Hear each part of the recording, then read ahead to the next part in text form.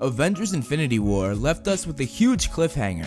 All of our favorite heroes gone, blown away like dust. In the final post-credits scene, we see Nick Fury call someone for help, and we see the logo for Captain Marvel. We knew that she was coming to the universe soon, and that scene confirmed just how soon that would be. Her movie is the next big film release for the Marvel Cinematic Universe in March 2019. We just got our first look at the film. 10 images were released with loads of Easter eggs and cameos. In this video, I'm going to break these images down and explain what we know so far about Captain Marvel's movie. Now, please take into account that not all of this is fact. A lot of it is speculation, and it's my opinion based on the information that we've gotten so far. So let's get started. The first image we get is of Captain Marvel. It's our first official look at her costume. I have to say that they did a great job with both the costume and the casting. Brie Larson really looks like her comic book counterpart. They of course changed some of the details in her suit to make it adapt into the realistic setting that the MCU is based in.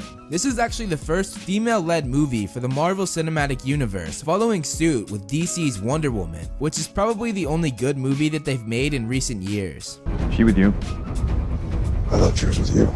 Now, I'll just go over some background on Captain Marvel. Her real name is Carol Danvers, not to be confused with Kara Danvers, aka Supergirl. She's an Air Force pilot, which we see in some of the other images released. We see that she's in her own jet, clearly getting ready to either fly or possibly just landing. We also get an image of one of her oldest friends, Maria, played by Lashana Lynch. She too is an Air Force pilot, and on her jet we see the name Photon. This is a really interesting Easter egg. It references what her daughter, Monica, goes by in the comics. Monica also took on the role of Captain Marvel for many years during her time fighting alongside the Avengers. But back to this Captain Marvel. In the comics, she was not only involved with the Air Force, but NASA as well. This is where she got involved with the Kree, and she was knocked into a damaged Kree-psych magnetron, a powerful device that could turn imagination into reality. This altered her genetic structure, making her a half-Kree superhuman. We know that we won't see any of this in the film because it was confirmed that we skip her origin.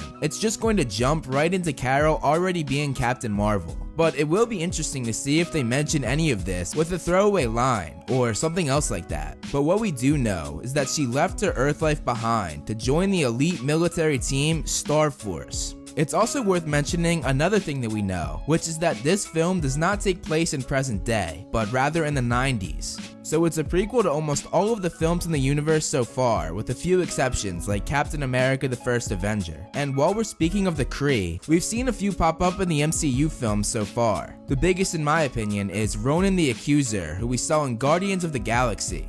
The next picture shows Captain Marvel leading the team Star Force. The directors of the film, Anna Boden and Ryan Fleck, said that this team is the equivalent to the SEAL Team 6, but in space. One of the people that she's leading is Korath the Pursuer, who we met in Guardians of the Galaxy. Star-Lord. Who? I'm interested to see how he went from doing good and helping the universe with Star Force to going rogue and becoming a villain. The others following Carol include Atlas, Bronchar, and Minerva. They make up the very strong team of Star Force. The team is walking toward Ronan the Accuser and Mar-Vell. Ronan was the main villain in Guardians. He died in that film, but as I said, this takes place many years before the events of Guardians. We know that he's a high-ranking member of the Kree Society here, but my guess is that by the end of the film, he will somehow be cast aside due to his extremist views that were demonstrated in Guardians. And Mar-Vell, who's standing next to him, is new to the MCU, and he's played by Jude Law. Law seems like a very busy man, doing this and playing Dumbledore in the upcoming Fantastic Beasts film. Mar-Vell is the commander of Star Force and is Kree. The team is probably about to be briefed on a mission by Law's character. The next picture we get is of Carol and once again, Mar-Vell. It appears they're in a training facility, both wearing the same training attire. We know that Jude Law's character is a mentor for Carol, as Law was quoted saying, "These extraordinary powers she has, he sees them as something of a blessing and something that she has to learn to control." That's a motif throughout the piece, the element of learning to control one's emotions and to use your powers wisely. So based on that, it sounds like he's very interested in making sure that Carol can control her powers. He probably feels a responsibility to ensure that the Kree-like powers inside Carol aren't abused, hence why he stepped up to train her. It's a classic hero and mentor dynamic, with the mentor ensuring that the hero hero can use their powers for good and in a safe way. It also seems like he's intrigued by her powers, as she has Kree-like abilities due to the accident, but is still human. The next image shows Skrulls coming out of the ocean, and possibly led by their leader, Talos, played by Ben Mendelsohn.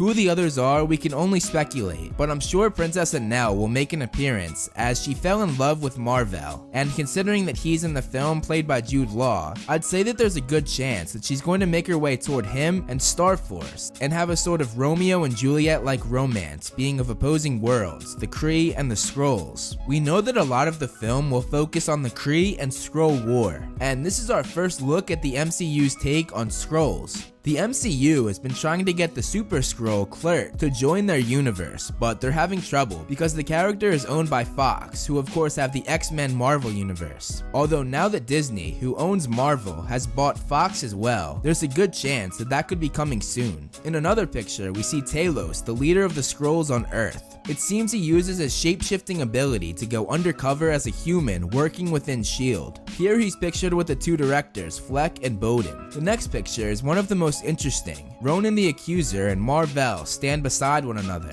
The two have many interactions in the comics, including on Ronan's very first mission. It'll be interesting to see how the two interact with one another, as they have been both friends and opponents over the years in the comics. We got a shot of Carol in human clothing with a 9 Inch Nails t-shirt that is very 90s. She's also wearing a hat, which leads me to believe that she could be undercover, because we know in the MCU, if you're wearing a hat, you'll never be caught. And finally, we get a younger Nick Fury with no eye patch. Marvel is so good at making characters younger. They did it with Tony Stark in Civil War, Hank Pym in Ant-Man, and were even able to put Chris Evans' head on a skinny body. They once again did a great job de-aging Sam Jackson. Because this film takes place in the 90s, this is before his mishap that led him to wear his famous eye patch. Although, he does have a cut over the very eye that we know he will lose. While there are theories on how he lost his eye in the MCU, we don't know for sure what happened. In the comics, however, it was a grenade blast that caused the slow deterioration of sight in his left eye. I highly doubt that that's what's going to happen in the MCU, but I'm excited to see the path that they choose to go down for Fury's character. I find it unlikely that we'll see him lose his eye in this film, but it would be really awesome if we did.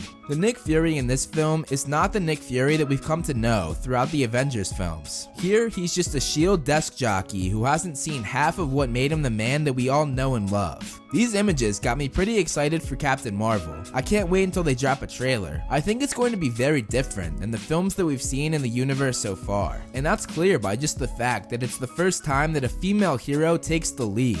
So I'm sure I missed some things, so if you guys have any thoughts, theories, or ideas, let me know down below in the comments. Thanks so much for watching, guys. You can follow me on social media. Links for that will be in the description. And I want to give a huge shout out to all my Patrons listed below. If you want to be listed on my next video, plus a bunch of other rewards, check out my Patreon, which is linked down below. If you enjoyed this video, make sure you press that subscribe button to help grow the channel. Again, thank you so much for watching, and look out for more great videos on the way.